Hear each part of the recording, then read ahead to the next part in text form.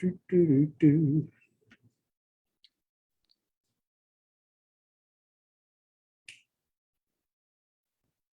Yes, and I saw you guys were, or Dan was in the bar. He had his bar in behind him, and I don't know if he was drinking a beer or not, but I was like, well, I'm going to have a glass of wine.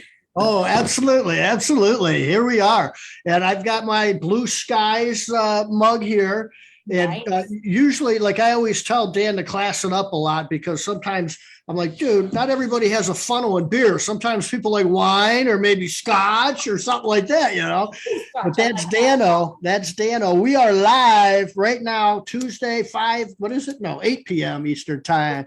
And there's Nicole Hubbard with her glass of wine. And what kind of wine do you like? This is a la fancy. Whoa, Out of a bottle, Sutter Home Chardonnay. Chardonnay. Love it. Love it. Here we go. All right. So Tuesday nights, 8 p.m. Eastern time, Shawn Day on Blue Collar Recruiting. Every Tuesday, 8 p.m. Eastern. If it's different, we'll let you know. I want to thank everybody for watching our webinar the other night. We had over 100 people sign up. And we've got a lot of good feedback from it. So I appreciate everybody being on that. We put a lot of effort into that. It was over 2 hours, I think, believe it or not. Dan and I talking for 2 hours, but we did get some good feedback on that. And so tonight on Facebook Live Blue Collar, we've got Nicole Hubbard, and Nicole I've known for a number of years now. We're not going to go in deep in how many years we've known each other, but it's been a while. It's been a while. And I see Nicole at least once a year at the CBF event typically. And I always, when you think of Dan Plata and I asked you to think of one word, usually beer will come out, something like that. When I think of Nicole Hubbard, it's always class. She just has a lot of class. She's always impeccably dressed and just absolutely professional. But she somehow has a lot of fun along the way. So So Nicole, introduce yourself to everybody. I'm going to share this right now on some of the other groups, and just let us know about you, and we'll go from there. Okay, sounds great. All right, and I'm Nicole Hubbard. I own Hubbard's Maid Service. I'm from the great state of Georgia, and I'm located in Savannah, Georgia, which is a quaint and charming coastal city. Originally, I'm from Alaska, and I've got a great cleaning business down there. And, I'm just like everybody else. I'm out there trying to pivot and trying to change and dodge and maneuver. Ever since the pandemic started, things have been kind of crazy, and I'm right there along with you, riding the wave. And go ahead, John. So I didn't know you were from Alaska originally. Yeah, originally. I never knew that. Yeah, what now? Yeah. How old were you when you left? Do you remember a lot about it, or were you young when you took off? Oh yeah, no, I grew up in Alaska, but I've lived here in Georgia for, I think, over 20 years now. I mean, no, more than that, maybe 30. I'm almost 50. I will be 50 years old in a couple of days. So nice, congratulations! It's middle-aged, and I'm starting to lose my mind.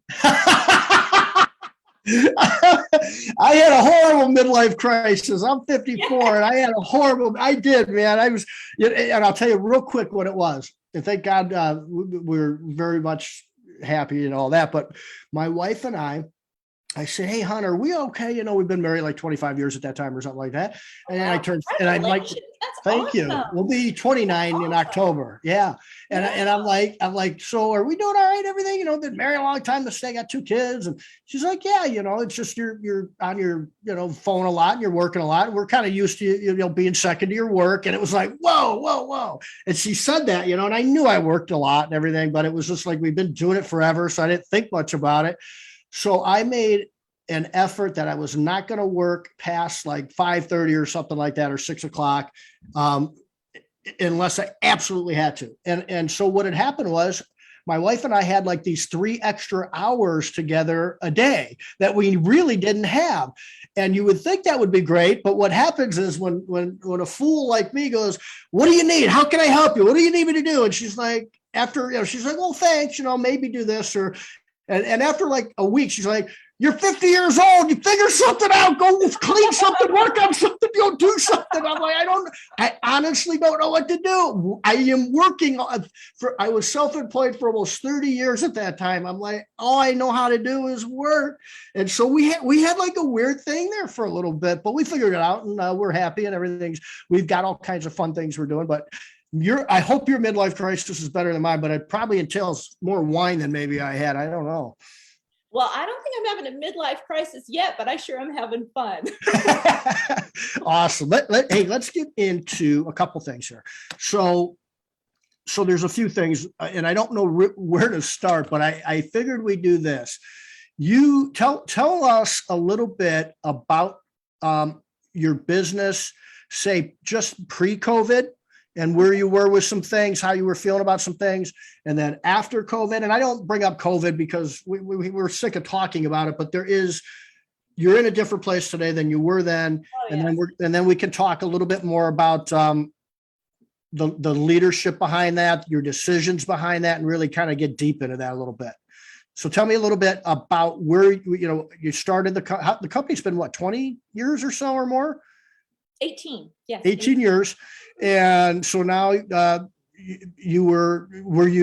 long were you looking to sort of get, how long were you looking and going, I need to get this thing scaled and built and grow it, and not just kind of going along with a business like a lot of us do? Sure.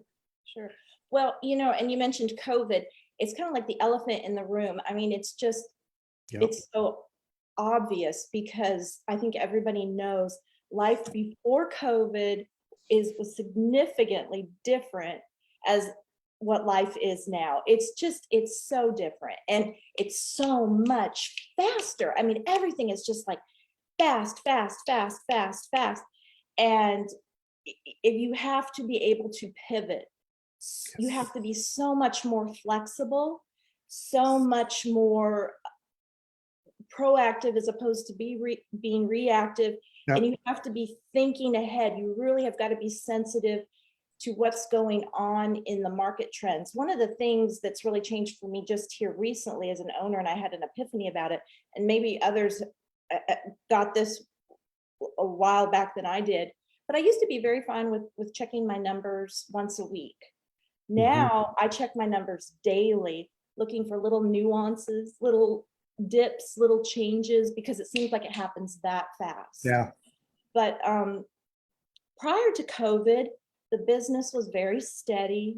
It was very, very predictable. And I understand that the home cleaning business, even now, is still one of the most stable, predictable businesses there are.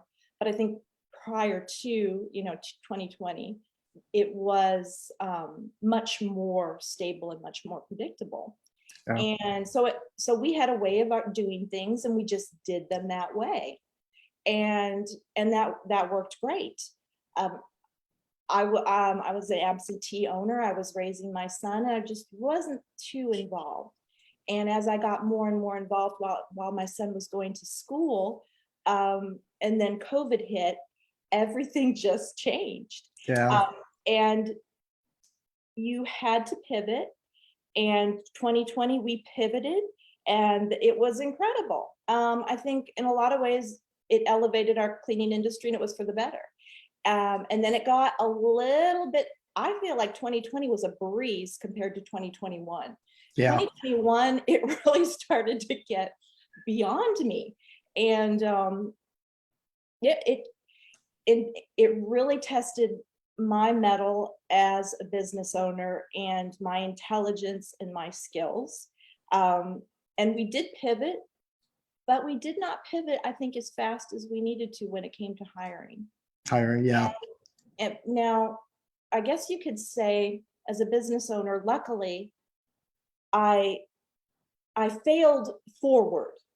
I like that. Failed forward. I like that. Yeah.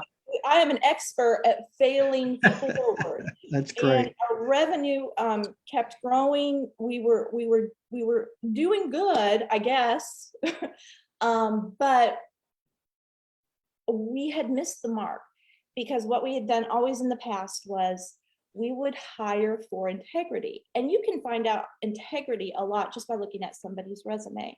If somebody's at least pretty much consistently staying at a job at least a year, you know, chronologically in history, that's going to tell you a lot about their integrity. And then with the game changing, we really realized that we could no longer hire for integrity. We just couldn't. It's a great point. We were having to hire these gap workers because we were desperate. And it was a very bad fit for our company. It caused a lot of chaos. We had to make a lot of hard decisions. And people that are at jobs 3 months, 5 months, 3 months, 2 months, 7 months, I don't care how great a job you offer them, how nurturing you are, how much money you pay them, you give them the benefits, the love, the pampering, the time off, they're still going to do what they do habitually. Is they're just going to continue to jump from job to job to job. It caused a lot of chaos in our business, and we just had to get better at hiring. And now I'm talking, and of course I'm talking about the technicians. Right. As we have grown bigger, as we have failed forward, we have needed more and more support staff. And I have come to realize, as incredibly crucial and important that our house cleaning technicians are, I've kind of come to realize that the staff actually are more valuable, because they're harder to find and they're harder to train. And they are 10 times crazier and worse than the cleaning technicians as far as the job applicant pool, which really surprised me.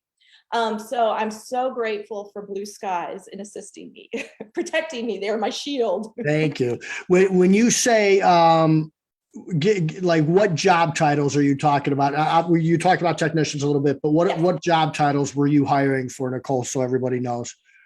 And forgive me, Shawn, I try and be linear in my conversations, but like a typical woman. Oh, please. Please. Gotta corral me.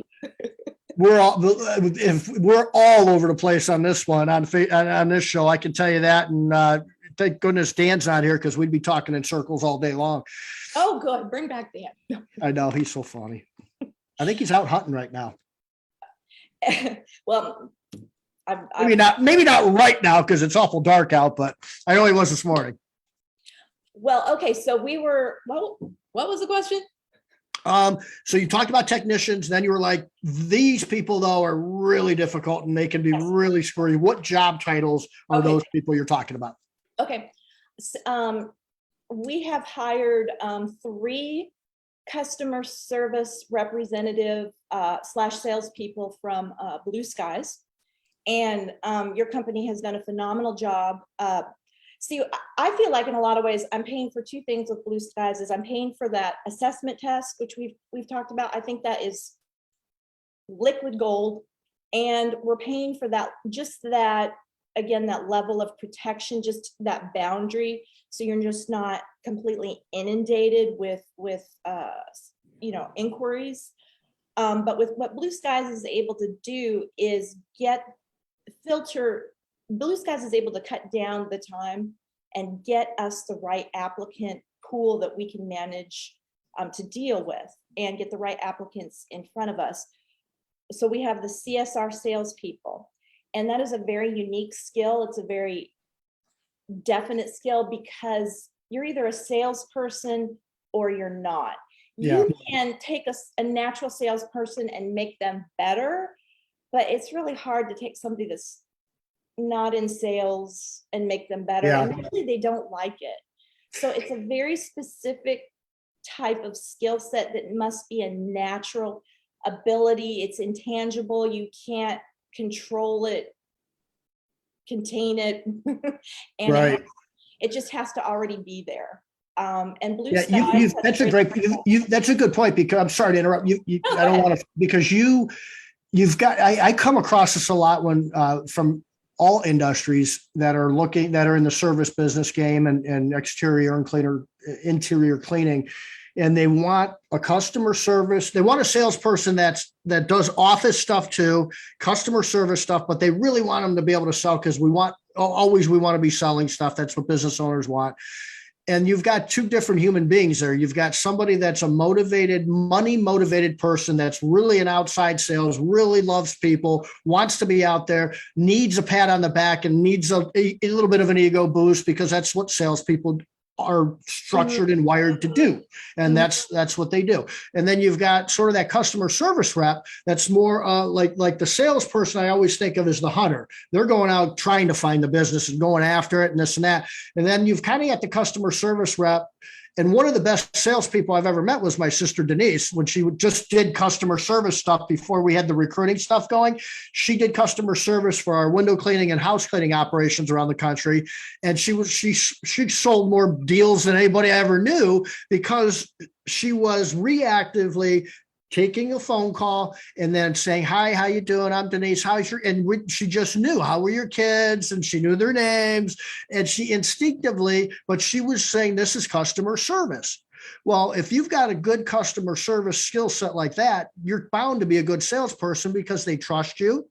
You're confident in yourself, and they trust you because you're caring of them, and you're knowing about their life and their kids and that thing, and you're doing it more naturally, because sometimes a salesperson will come off salesy, sometimes, but you've got two different people there.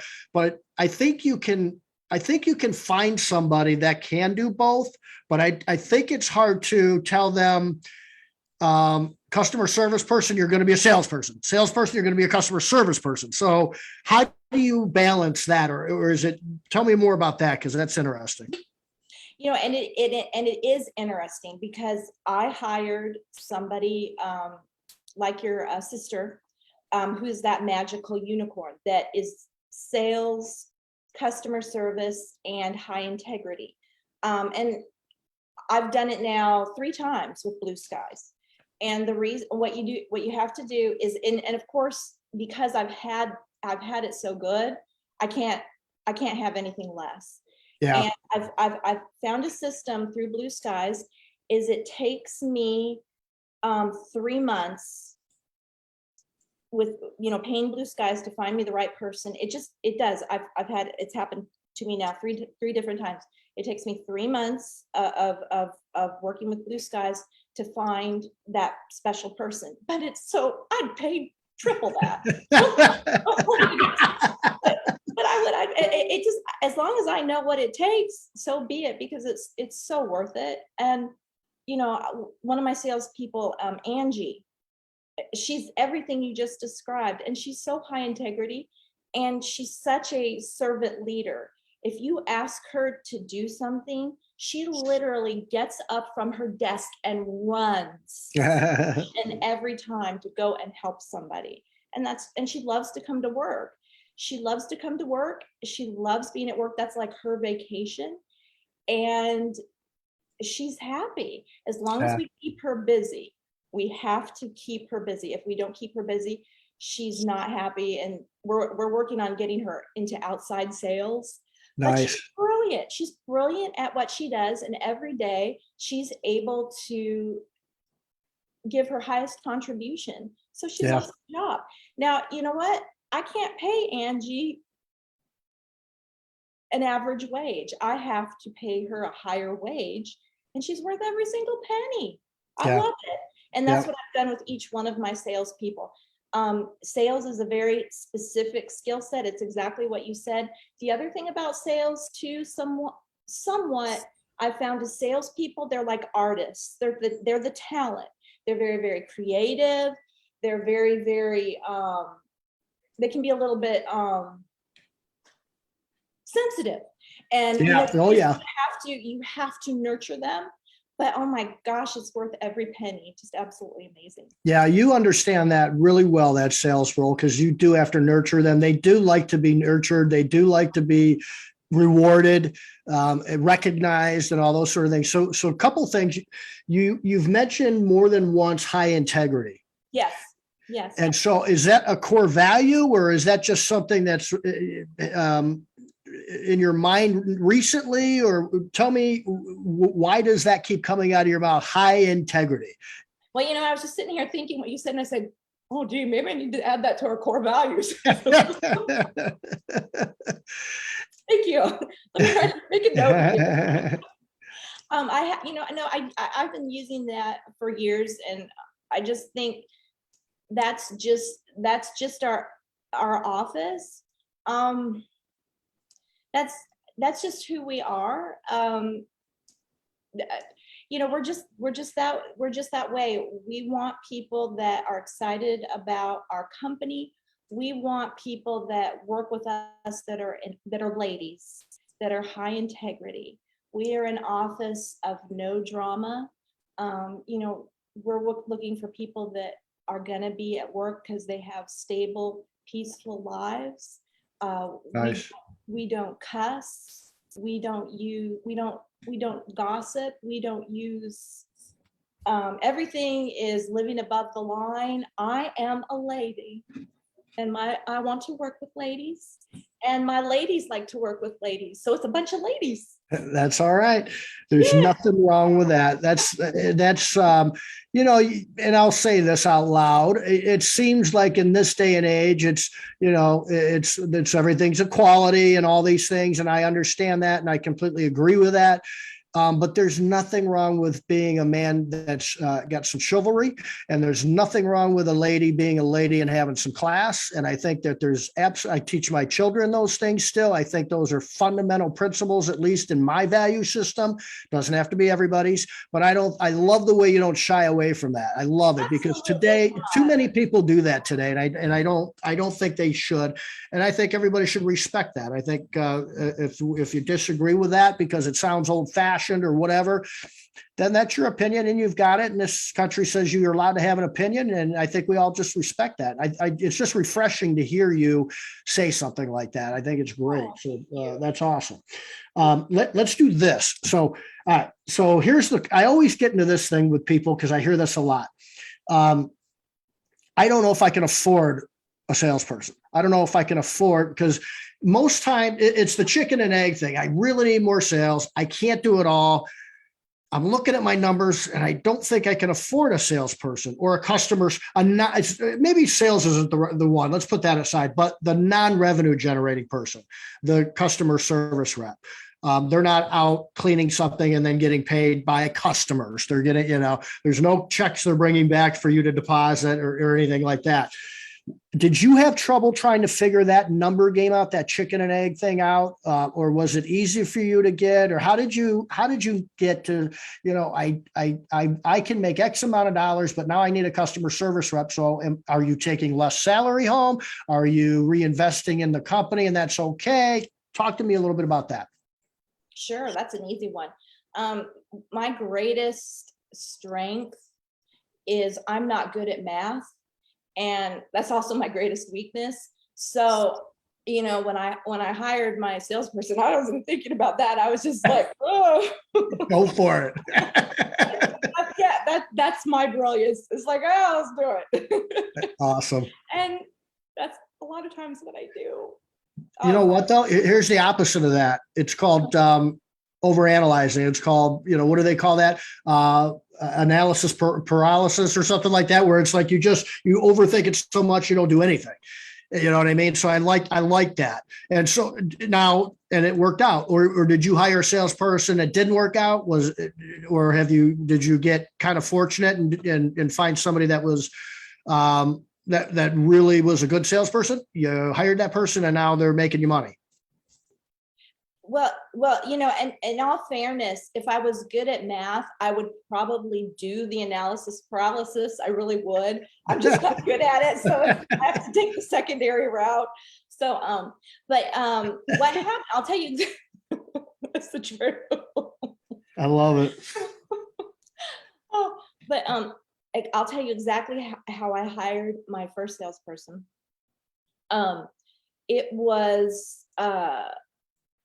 first of all, it was my mom and I for years. Okay. And really, it was just my mom.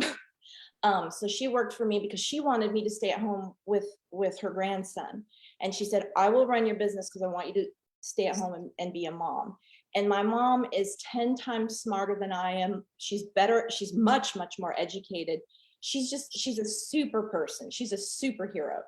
And so she could easily run that business by herself for a very, very long time. And then it just got to a point where, you know, you can't, there's only so many hats you can wear. And so we had decided in that regards, we were going to hire somebody. And who do I call? I call Blue Skies. And Blue Skies, they put an ad out there for a customer service representative, salesperson, and I got Sabria. So I got Sabria, and she scored an 87, which is like, or she scored an 89. It was an 87 or an 89, which are like the perfect, those are like the magical numbers, is right in that range. And that, just to interrupt real quick, that's our scoring system with Blue Sky Services you're talking about. Yeah. Mm-hmm, mm-hmm. Okay. So she had that perfect number, and she didn't have I wouldn't say she had a lot of sales experience, but she had long-term work history, which is what I always, to me, I don't care what you do. I really don't. If you stay at a job at least a year, you know, pretty consecutively, that being the minimum, you're probably in the running. And of course she had that going for her, and she had a lot of leadership experience, and she was just a young lady. And so and she's with us now. She was absolutely incredible, and she's one of those magical unicorns. Yeah. Sabria is just a super, super sharp, high integrity type of person. She's 25 years old. And she's an old soul. She does not do what most 25-year-olds do. She's just beyond incredible, highly skilled. She graduated from Savannah State with a bachelor's in sociology. And then we moved her up to becoming our scheduler. Okay. And that's another story. That was a fail with Blue Skies. Blue Skies tried their hardest to get me a scheduler. Yeah. And what I found out is that's a very interesting niche industry. There's a lot of crazy people that are in the dispatching industry. There are a lot of them with like truck driving companies and things like that. Yeah. Yeah. Oh, and we had a really bad experience with trying to hire a scheduler. I do not think that's Blue Skies. I just think that is just a very odd industry. But what we did is, after much angst, we just made Sabria our scheduler. And I think that's what we're going to do from now on, is we'll just hire within, we'll promote within for our schedulers. Yeah. But that was my first customer service representative, and I won the lottery, and I have been spoiled rotten ever since. And I'm never going back. I'm never going back. I know for sure that you've got a really cool culture. And I know for sure you've got some really good leadership skills. And if you've got those two things, chances are pretty good you're going to be successful. And tell us a little bit about your culture, because I just saw online bunch of people going to a shooting range, and I thought that was pretty cool. And that's some serious culture. So what is kind of your culture, if you are able to sort of coin it and phrase it? And then tell us a little bit about that shooting range there, man. Okay, sure. Our culture, I think, you know what I said earlier, you know, we're high integrity. We're ladies. And we do have several men that work for us, but only one of them is a cleaner. So we do have a few guys there, but for the most part, I mean, it's ladies, and that's just the way it is. It's sometimes some things are beyond my control. Yep. And but I think we're a company that attracts people that I think collectively we're a company that attracts people that respect tradition, respect hierarchy, respect family. They want to be part of a community. They value working with other high integrity people. We are a drug-free company. It was interesting during here recently during this labor shortage, I had considered removing our drug-free certification, and I was amazed. And when I had kind of broached it with employees, I was amazed at just the strong reaction of our company, that they did not want that, this was one of the very first companies they felt very safe in. And that I was surprised by the reaction. But we have a lot of very simple, hardworking Americans that value the dignity of work. Nice, nice.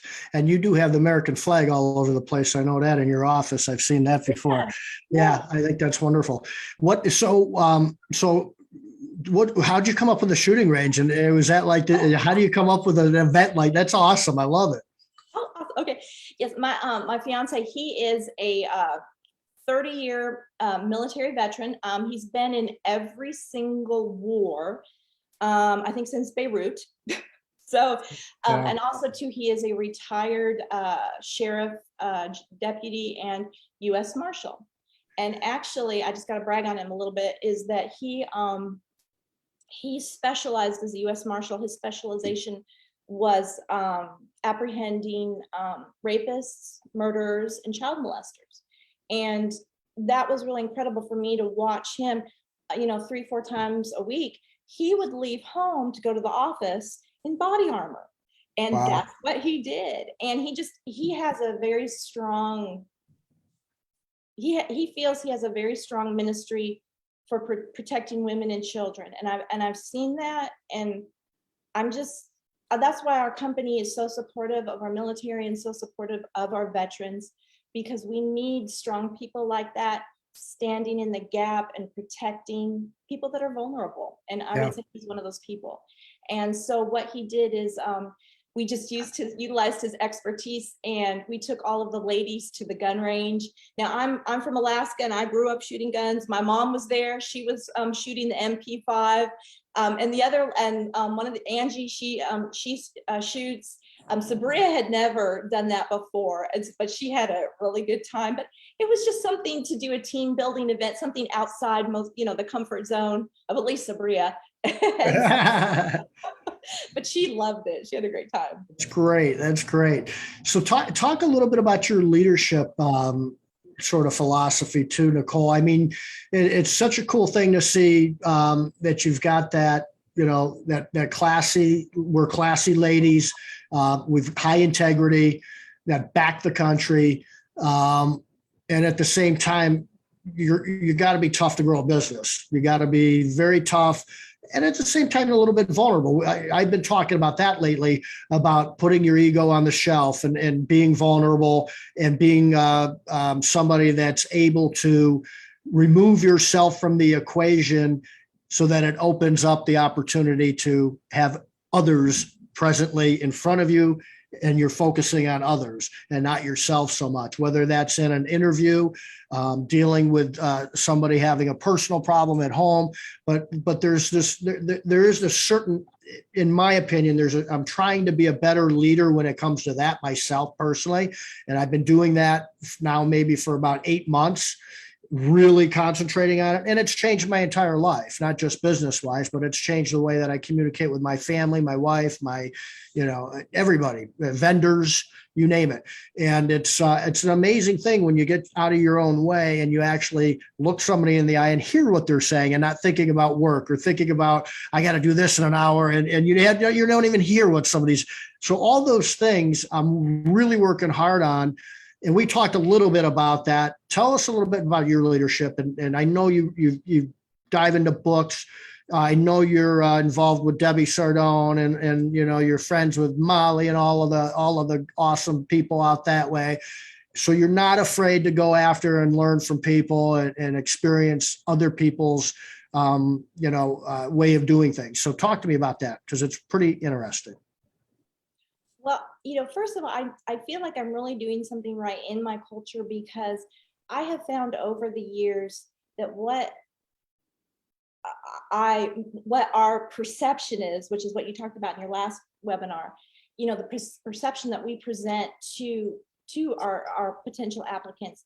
I have found applicants that we have brought on that are different ethnicities. I mean, we're very, we are a very multicultural company. I've brought on people that completely different ideologies than mine, different religions, all sorts of stuff. But the common thread that what I've found is people, at completely different ends of the spectrum of how I think, believe, or value.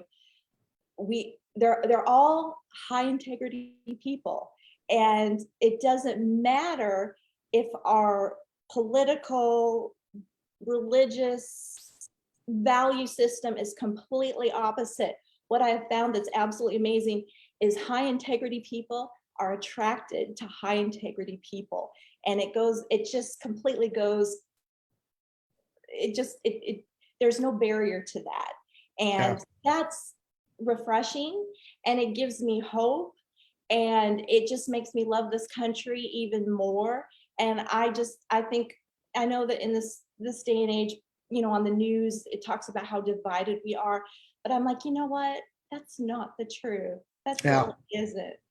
The high integrity people, regardless of what their beliefs are always going to do the right thing. And they're always going to unite with similar types of people, regardless of their value system. I love that. And there's part of that, the webinar when I was talking about too is, and you hit it, that's exactly it, the perceptions and that integrity. And, but in the ego, we talked about that I've realized over the years that not only don't I have to be right all the time, it's okay if I'm not right. Because when you have to be right all the time, you sort of, that's when again, your ego's in the way, right? I'm right. I have to be right. And I can't be proven wrong, or I feel like I'm a failure or this or that or the other. And there's that part that's part of being a little bit vulnerable. And if people, to your point, if people come from wherever they come from, whatever they vote, whatever the political spectrum, religion, whatever, as long as they have that, what you call high integrity, which includes things like respecting people, acting respectful of people, supporting people, and getting a job done, and teamwork doing that. And then you can go vote for whoever you want to vote for. As long as those sort of higher, and you sum it up really nicely and call it high integrity. And that encompasses so many things. Everybody deserves dignity.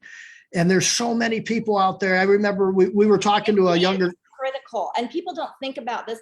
Dignity is just so critical. Yep. I'm sorry, but no, go ahead. To me, dignity is just very, very, very important. And dignity isn't this tribal gang mentality, street cred thing. It's just you are a human being, and there is a divine spark in you, and it must be respected. I love that. I love it. I don't take that many notes when I do these, but I've taken a lot of notes. You've got a lot of wisdom there. I'm telling you, man. I love it. I love it. So here's where Nicole is too right now. We talked a lot about. I want to have you walk through the process of how you came about understanding or wanting a general manager. You've got, we've talked about this, you and I have, you're a visionary. You need somebody to be your integrator that's going to take care of the things that you're envisioning. Your leadership, you're kind of stepping away from that day-to-day stuff, and you're more of, maybe really big relationships still, maybe where's this company going to be in 5 years and 10 years and that sort of thing. And how did that come about, and how were you you were nervous about pulling the trigger like everybody Oh, is. yes. Pretty much. Oh, gosh. Talk about that whole process, because I know you would talk to Art and me, and then I sent you over to Dan for some things, and then he sent you back, and it's like this whole collaboration of things that we did together and really learned from each other on and it really worked out so far really well. Talk about that a little bit, because that was really cool. Thank you. Yeah, no, that has been a journey. What happened is I had, for a period of time, I had gone back into the office. I think I went back into the office to help out in 2018. And so I had been there. And then last year, I decided I was going to move. I was stepping back out of the office. And the reason I stepped out was because I felt like I was just too close in it. And there's good and there's bad. There's just good and bad in that. And my mom is just super incredible woman, and she's just much more capable than me. I think that's always been kind of a little bit of a problem, is my mom is just very, very good at juggling a whole bunch of balls all at once, and she can execute perfectly. And I'm not that way. So it's a little bit of a complex. But as the business got older, as the business got bigger, I don't care who you are, at some point it's just going to outgrow you. And it had outgrown her, and it had outgrown me. And, I think she's got 1.5 brains, and I've got maybe 1/3 of a brain, but it just outgrown our brains. And, it was just like the business had grown beyond us and our staff. And I think actually what the problem was is that we were all so good at what we did, and we were all so high integrity type of people that we were able to absorb until we couldn't absorb no more. And when I started this business back in 2004, I did not get into it because I was a technology genius. And what's happened is the industry has evolved over time. It has become this very, very techie type of industry. You have to be like a technology wizard. And I'm a middle-aged Gen Xer. I can barely use my iPhone. And for all of us, technology has been a problem. So we had a couple of pain points, and the business outgrew our capabilities and our abilities. And we needed to bring in that additional big executive brain that could push us beyond where we were at and where we've been at. I hate to say it, but we've been falling forward, but we're still kind of stuck in a ditch. And you just have to get to a point, talk about ego, talk about humbling yourself, is that I'm just not as smart as I think I am. I need some more brain power. And, I think everybody was really feeling that. And so once again, I had to step out of my comfort zone and hire a GM. And I do believe, though, when you do something, you need to get wise counsel, and it's probably better if you get good counsel from more than one person. And so that's what I did, Shawn, is I hired Coach Art Locke through Debbie Sardone, and I could sing her praises forever. Just the most incredibly wonderful woman on the planet. And she's got this great team with her, and thank goodness Art Locke is available. And I hired him to coach me through this hire. Well, let's just be honest. To me, it was insurance money to hold my hand. That's a good way to look at it. Exactly what it was. This is the biggest hire of my life.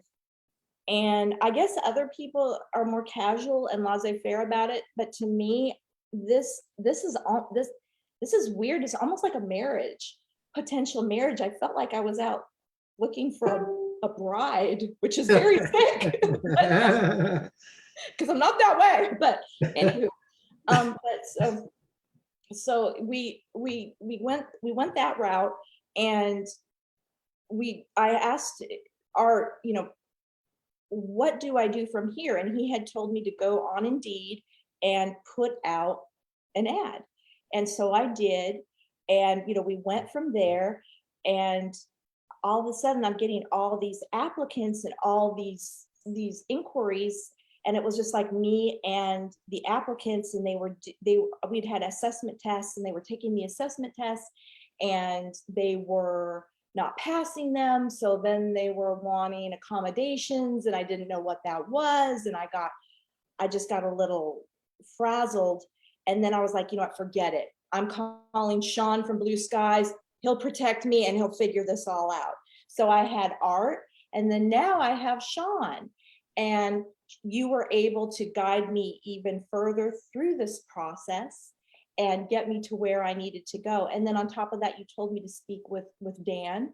And so I hired Dan for a consultation, and I got a lot of wisdom and knowledge as to how I wanted to proceed with the pay structure, the bonuses, and, and then also too, I got to speak with Dan about what was going on in my business, because it was very, very humbling.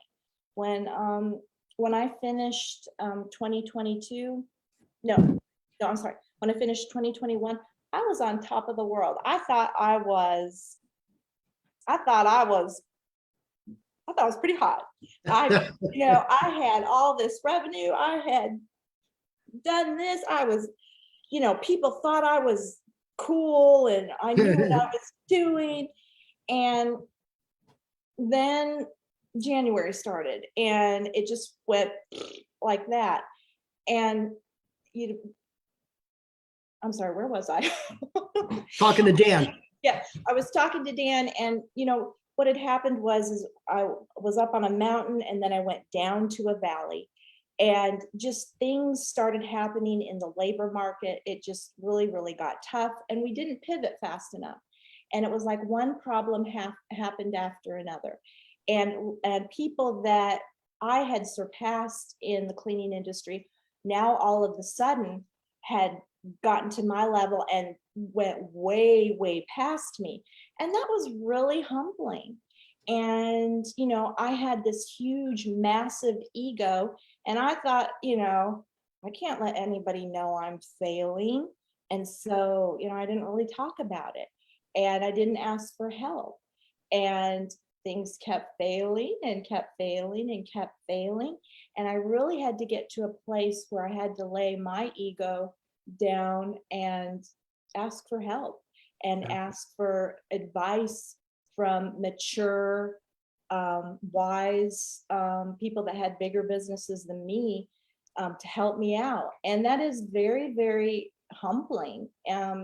It can be a little bit humiliating, but thank God I did, because, like everybody else, I've got a lot of pride in my heart. And, I think maybe I was feeling like I was, better than other people. And that's not a good place to be as a business owner. You've got to get to a place where you are humble. You can let that ego go down so that you're teachable. And then from there, you can be a better servant leader. Yeah. And I'm sorry, but I think I'm starting to talk in a circle. Bring me back. Bring me back. No, you're everything you're saying there is really aligned with a lot of the things that I've talked about lately. And it's one of the biggest mistakes I made early in my career when I started my cleaning company was I did not go look for help. I didn't grab, I don't know that I thought I knew everything. I just was afraid to, and I was embarrassed to, and I didn't want to admit I was wrong. And it was, I didn't have that. My ego was in the way, and I couldn't get out of my own way. And I probably wasted, I used to say tens of thousands of dollars, but I probably wasted hundreds of thousands of dollars in not going to seek advice from people that were wiser than me.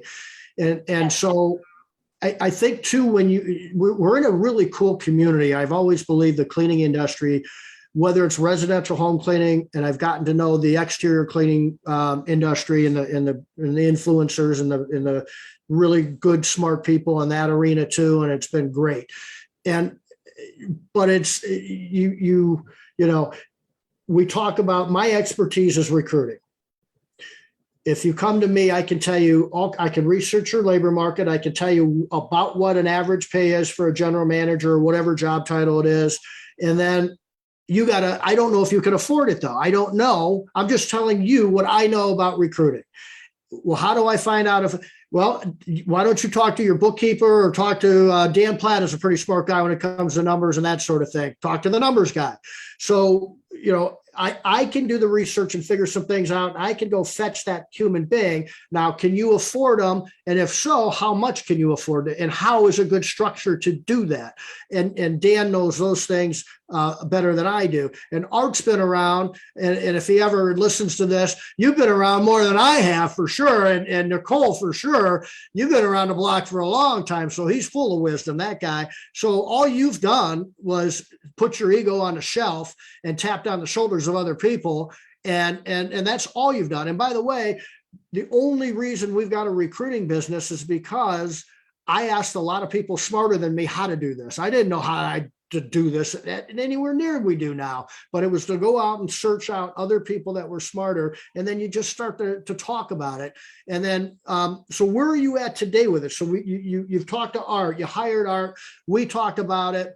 We spent a lot of time putting some good questions together to ask that were industry specific to the residential cleaning business, things like capacity and demand, and some trip up questions. If you don't know the service business, this will trip you up. And we spent a lot of time and effort on that. And then Dan helped out with the numbers, structuring and suggesting some things for you to have the information you need to make good decisions. And ultimately, it was your decision. So where are you at today with getting a general manager? How is that going? Okay, great. Well, hiring a GM was extremely intimidating for me. And because I was very, very good at hiring the entry level type of people for the technicians, and then I got very good at hiring the office staff level. But the GM was different, and that was intimidating. And having Art, having yourself, having Dan, all as my team, I felt more confidence to move forward. And what was terrific about that is this was a hire. I had to get it right the first time. This is not a hire that I want to make again and again and again. I don't want to be good at hiring GMs because that means I'm doing something wrong. So I needed to do a one and done situation, and I needed a team of experts. And I feel like I really had that. And so what it was narrowed down to, it happened very quickly. We had the ad for, I think, about 25 days, and I had applicants coming in. None of them were quite right. And then I had 2 applicants that came in that met the assessment scores. They had the right type of applications. And I called both of them, set up interviews. I ended up interviewing just one person, and it was my GM, Dean. And I hired him. And so it wasn't this long, drawn out, blood, sweat, and tears type of thing. It was very, very simple, kind of anticlimactic. And my gosh, I think that's what you want when you hire a GM. All the angst came prior to the actual hire. I had this incredible team, and through the coaching and the process and the filtering system, actually making the selection, it was like, oh, well, that wasn't such a big deal. And I think, well, that's because you paid people a lot of money to make that not a big deal. You could have done it yourself and went nuts, or you could pay money and live at peace. And I took that route. And live in peace. and live in peace. And to me, you can't put a price on peace. And so we hired Dean, and he started last Monday. This is Nice. his second week, and so far so good. But even if by chance that doesn't work out, I will do the exact same thing again, because you guys are experts. I am not, and I don't have enough time. And I am absolutely, completely confident if this is the right one, you all will find me the right one again, and we'll get it right. But with the job market the way it is, this guy was incredible. He's got a master's degree, he's got 2 bachelor's degree, he's been in charge of all of these departments of people. It's quite intimidating, but that's what I wanted. I wanted somebody that was smarter, sharper, faster than I was. And you brought the bacon, Shawn. I think I've got one of those. Awesome. And you used the term before, and it kind of hit me, was executive. You're looking for an executive. You've got a professional cleaning business. You're looking for an executive to take over and take charge. What does that leave you with then? I mean, what are you going to be doing? You're a visionary. What's exciting you now about it? Is it just that, that you can step away and not really worry, hopefully, and everything works out, saying everything works out really well. What are you going to be doing? What's your next step? What's your next move? I'm just going to be right there dreaming dreams, Nice. just keep dreaming dreams. I like, I think like probably a lot of people that are listening to this, they're dreamers. I don't know. I would assume that a lot of business owners that are on this call, they don't really like the day-to-day. I mean, I'm sure some of them do. I know that I don't like the day-to-day operations. That's just not my groove. But I do love the big ideas. I do love the ideas of just the big picture about everything and connecting all of the dots. And some days are better than others. So some days I connect those dots better than others, but I sure do like it. And that's what I enjoy. And I will continue to do that. Awesome. That's awesome. I got to say that it'll be interesting to see what happens, and we'll know as it unfolds over the next several months. Normally we slow down a little bit in the winter in the residential game, right? So it'll be interesting to see how all that pans out. And I'm really excited that we were a little bit of a part of that, and we live for that. We've been recruiting a lot more with operations manager stuff, general manager stuff. And it's just been this, we've had clients along the way now for 5-6 years where we're growing, and we've got one, Jay always comes to mind because we just talked to him a couple times about, he started with 4 employees. Now he's got 15. He's going to be needing some managers, and it's really neat to see the cycle like that. And we don't execute for everybody. Probably 95% of our clients, there's 5% we just, for one reason or another, it might not be a good fit, or we just can't help, whatever it is. And we hate when that happens. But if I tell my team this a lot, we change the world when we do execute. And if we can do that 95% of the time, we've changed the world for people out there, whether that's the general manager that's getting the job and that's a dream job for him, or whether that's Nicole that is got a general manager that allows her to live the life she wants to live. I know Molly Moran was on here watching. I know I've seen pictures with her in Ireland, and damn well she's living the life she wants to live, right? Yes. Oh my gosh. Yeah, no, I live vicariously through her. I want to do that. I want to do that. Molly, I don't know if you're going to be there. She was asking when we're going to hang out next. I'm going to be at ISSA presenting there. I'm only staying, I think, 2 days, but if you're there, I'll catch up with you. I don't know if you were there last year or not. I didn't see you there last year. Or were you there at the RC ISSA, Nicole? Do you remember? No, I I wasn't. didn't think you were there last year. I'll see you for sure in April though at Debbie's event, I'm sure. If Debbie will have us back. Sometimes we never know if Debbie will have us back, but you know, you never know. We're coming up on the hour and I just, it was super, super good to see you again. Good to talk to you again.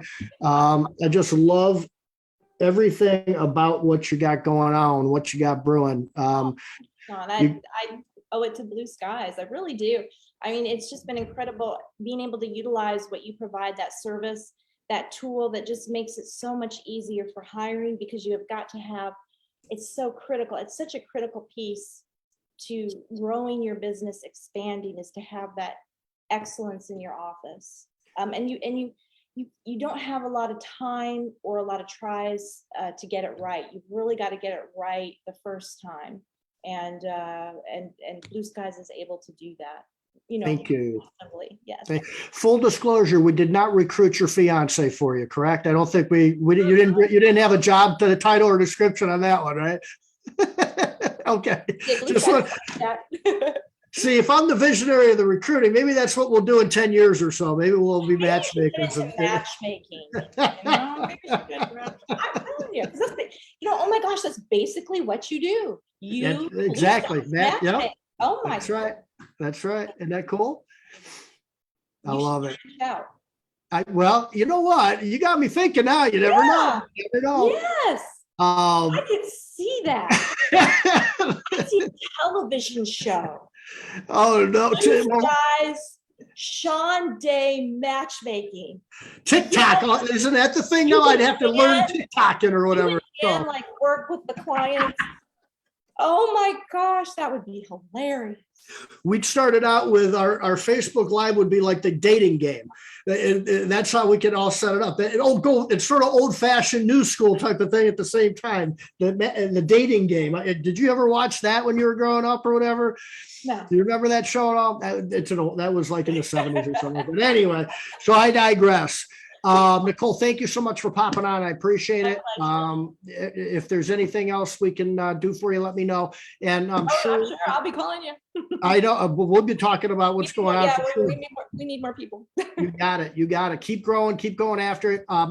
8 p.m. Eastern time every Tuesday. Facebook Live. Dan's got his radio show tomorrow. I'll be on there tomorrow. I think Dave Kaminsky and a few other people will be on at 4 p.m. Eastern time.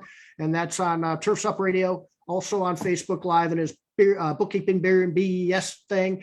And I think we're going to wrap it up. Nicole, thanks again. And if anybody has any questions, pop them in the comments, or Nicole will be available, I'm sure, because she's got a servant's heart. And if you need anything from me, whether it's recruiting or not, let me know. I'm always here to help in any way I can. You all have a really good night, and thanks for joining us. Bye. Bye.